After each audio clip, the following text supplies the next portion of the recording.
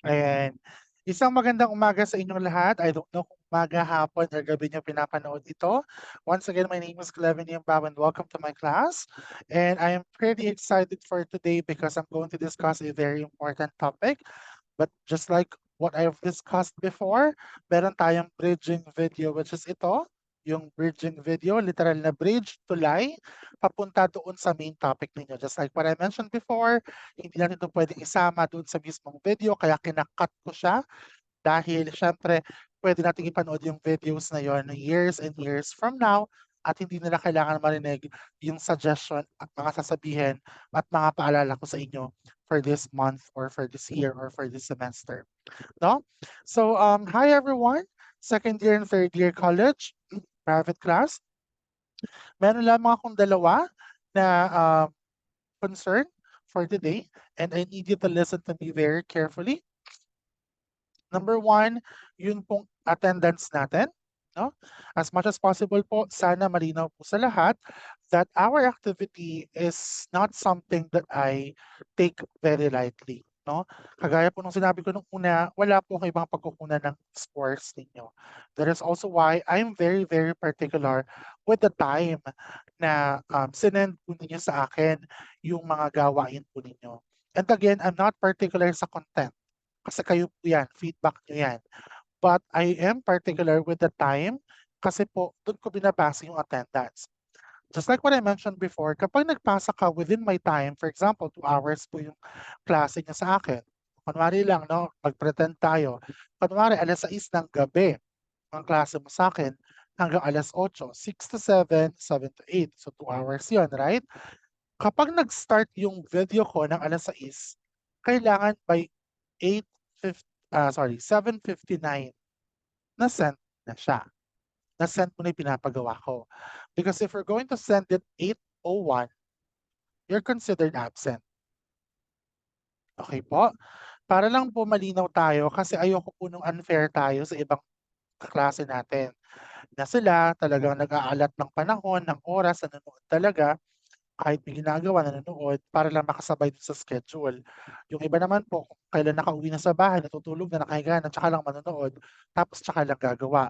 So, hindi po patas yung treatment natin, kaya po ginagawa natin yon. But don't get me wrong, kapag ka po nakapagpasa ka on time, present ka at may score ka. Pero kung di po kayo nakaabot, may emergency po, nasa opisina kayo, may happenings sa bahay, may ginagawa, or hindi talaga nakalimutan, walang problema. You can watch the video later on po and you can submit, pero for activity na lang po siya. Hindi po kayo present. Okay po? Yun po yung difference nilang dalawa. Okay po? So yun po yung una. Pangalawa po, baka po may nalilito pa rin sa GC natin. Yung GC po natin ay dalawa. Di ko alam kung may isa pa kayong GC sa ibang teachers ninyo, pero dalawa yung GC po natin. Isang community GC at isang GC na kayo-kayo lang, third year at second year, kayo, no? May second year, may third year. At merong isang community GC na kasama yung first year, second year, and third year, pero walang ibang teachers. Para kung may advisory ako, pasabihan ko kayo. Okay? So, wag po kayong magugulat ha. Baka, namin namang GC, di ba? Saan ba mag-update talaga? No, ganun po talaga. Kasi syempre, let's say for example, gusto ko magsabi sa inyong lahat. Hindi ko naman i-chat yung first year GC, second year GC, third year GC. Matutunog yung lahat kila Madam, kila Ma'am Irene, di ba? Hindi naman pwede. Kaya gumawa ko ng GC na pang tayo-tayo lang, no? Okay, so nakadalawa na ako. Now, that's for this class. Okay? Now, the main reason kung bakit gusto ko rin makausap kayo for this virtual class or virtual space, simply because of the September 23 event. Once again, we're inviting everyone from first year, second year, and third year private class to attend this coming September 23rd sa gaganapin po nating meet and greet kasama po ang ating admin staff and of course ang inyong mga professor. Again, this is considered your second class, pero meron pa po kayong third class sa akin which is 30 minutes lang, which is again, yung exam nga na sinasabi ko. Okay? So wag po kayong malito ha. Ito yung unang class nyo for this month. Yung pangalawa yung September 23 at yung September 30 exam lang naman yun. Okay? So saglit lang yun. So parang isang beses lang kayo pumasok this month. Okay?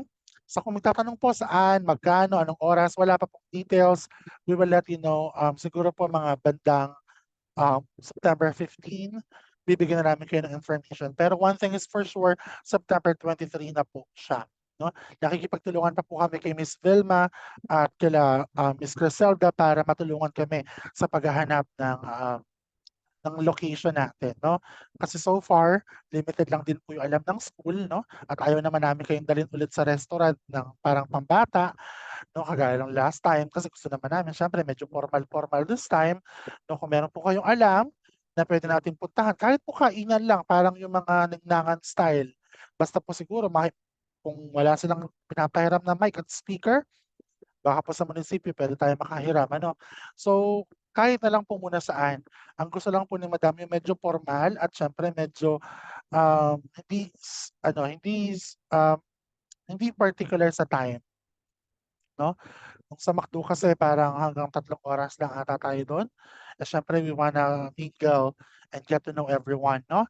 At 'wag na 'wag po kayong mawawala kasi po ito ay considered as attendance ninyo, hindi lamang po sa akin, sa lahat po ng subject teachers niyo. Sa araw na yun, gawa nga po ng ito po ay considered natin as isang araw ng pasok. Okey po. Okay. So, 'wag natin patagalin pa. I would like to formally introduce to you the topic for today. Although na-open naman na natin yung topic last time about mind traps. Konting ano ko lang po, top ko lang po kayo, ano. Kapag nagse po kayo ng activity, make sure po natin na yung activity po natin ay hindi natin pinagawa. Okay po?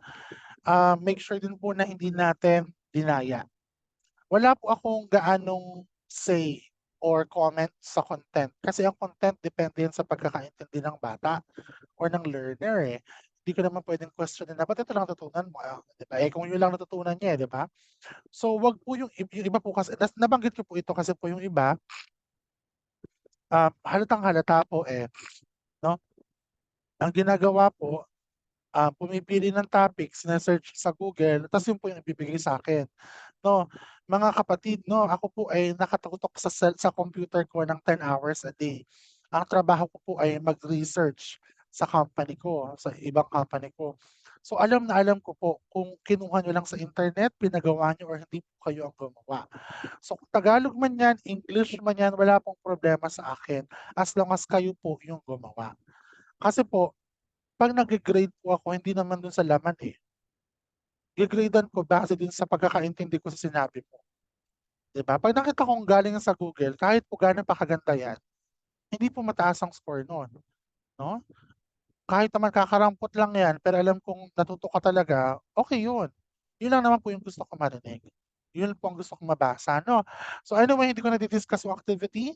Malalaman niyo kung paano ako magpapa-activity this coming, next video natin. I hope may matutunan po kayo because very exciting ang topic natin today. Please check the video below sa description box. Makikita po ninyo doon, Mind Traps Part 2. No? Mind Traps Part 2. Sa mga nagtatanong po, Sir Clevin, bakit hindi ko po makita yung description box? Mali po kasi yung pinindot nyo. Pag pupunta kayo sa Messenger, makikita nyo po yung picture ko doon sa Messenger, tapos meron pong play button, yung parang triangle. Huwag po ninyong pipindutin yun.